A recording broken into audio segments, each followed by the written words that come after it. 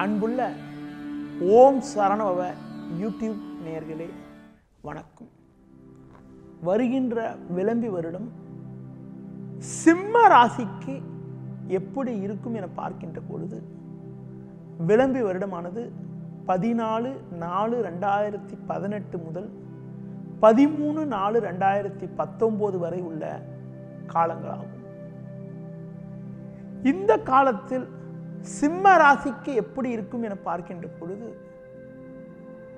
சூரியனின் ராசியான சிம்ம ராசியில் பிறந்த உங்களுக்கு இயற்கையிலே தலைமை பண்பும் மற்றவர்களை வழிநடத்தக்கூடிய திறனும் இயற்கையாகவே இருக்கும். அது மட்டும் இல்லாமல் பலருக்கு வழிகாட்டியாக இருக்கக்கூடிய திறமை கொண்ட உங்களுக்கு இந்த விளம்பி வருடத்தில் ஒரு ராசியில் நீண்ட காலம் தங்கக்கூடிய கிரகமான சனியானவர் பஞ்சமஸ்தானமான 5ஆம் வீட்டில் சஞ்சரிக்கிறார். சனியானவர் 5ஆம் வீட்டில் சஞ்சரிக்கிறதுனால உங்களுக்கு இந்த ஆண்டில் ஏற்றத்தாழ்வு நிறைந்த பலன்கள் ஏற்படும். தொழில் பொருளாதாரத்தில் போட்டிகள் அதிகப்படியாக இருந்தாலும் கேதுவானவர் 6இல் சஞ்சரிக்கிறதுனால எந்த போட்டியும் எதிர்கொண்டு ஏற்ற மிகுந்த பலன்களை அடைவீர்கள். உத்தியோகத்தில் இருப்பவங்களுக்கு நல்ல வாய்ப்புகள் எல்லாம் வரும்னு சொன்னாலும் மன நிம்மதி தான் கொஞ்சம் கம்மியா இருக்கும். ஏன்னா குரு சஞ்சாரம் இந்த வருஷத்துல சாதகமா இல்லை.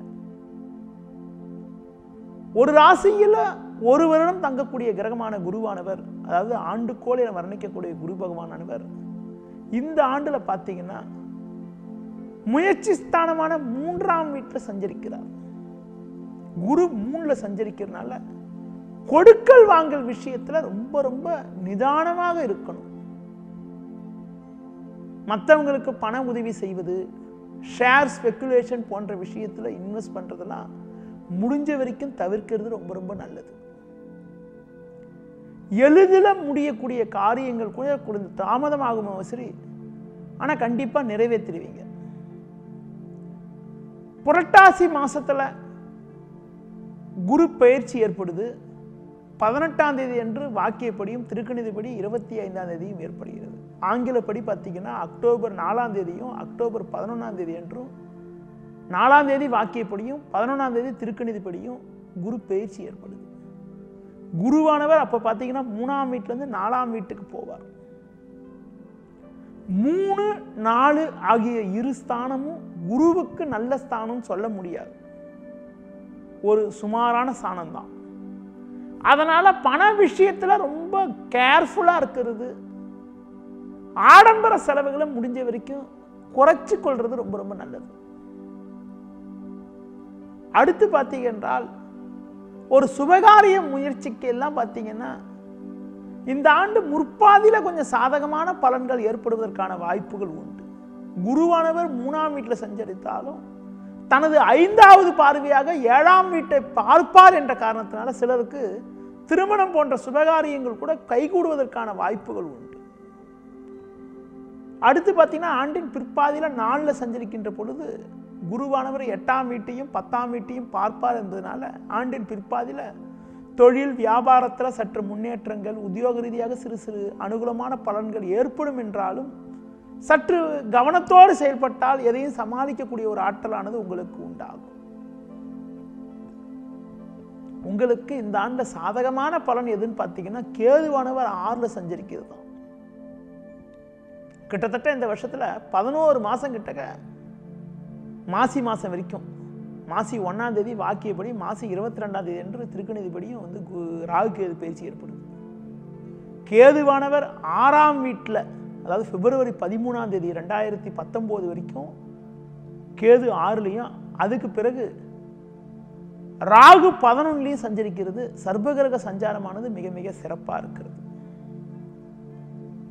இந்த ஆண்டுல குரு சஞ்சாரம் தான் சுமாரா இருக்கிறதுனால தட்சிணாமூர்த்தி வழிபாடு, அது மட்டும் இல்லாம குரு பிரீதி மேற்கொள்வது, முடிஞ்ச வரைக்கும் படிக்கிற மாணவர்களுக்கு நோட்டு புத்தகங்கள் வாங்கி தருவது ரொம்ப ரொம்ப சிறப்பு.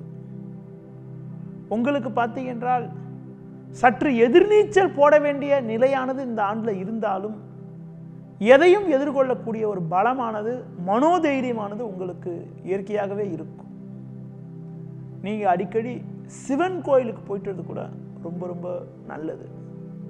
சிவன் கோயிலுக்கெல்லாம் போகின்ற பொழுது மனோதைரியம், கடந்த கால பிரச்சனைகள் எல்லாம் கூட குறைவதற்கான வாய்ப்புகள் உண்டு. முடிஞ்ச வரைக்கும் ஒரு முதலீடு கொண்ட செயல்கள், அதிக முதலீடு கொண்ட செயல்கள் ஏதாவது செய்வது என்றால் அது குடும்ப உறுப்பினர்கள் பேரில் மேற்கொள்றது, ஆடம்பர செலவுகளை குறைச்சிக்கிறது ரொம்ப ரொம்ப நல்லது. மீண்டும் மீண்டும் சொன்னதே சொல்றேன்னு நினைச்சிக்க வேண்டாம். ஏனென்றால் கிரகநிலை சாதகமற்று இருப்பதனால சற்று கவனத்தோடு செயல்பட்டால் பெரிய நெருக்கடிகளை எளிதில் சமாளித்து ஏற்றங்களை அடைய வேண்டும் என்ற நல்லெண்ணத்தில் தான் கூறக்கூடிய பலன்களாகும். சிலர் ஆலங்குடி சென்று வருவது கூட மிக மிக நல்லது. நேயர்களே, இதுவரை சிம்ம ராசிக்கு வருகின்ற விளம்பி வருடம் எப்படி இருக்கும் என்பதை பற்றி சில கருத்துக்கள் உங்களிடம் கூறினேன். நன்றி, வணக்கம்.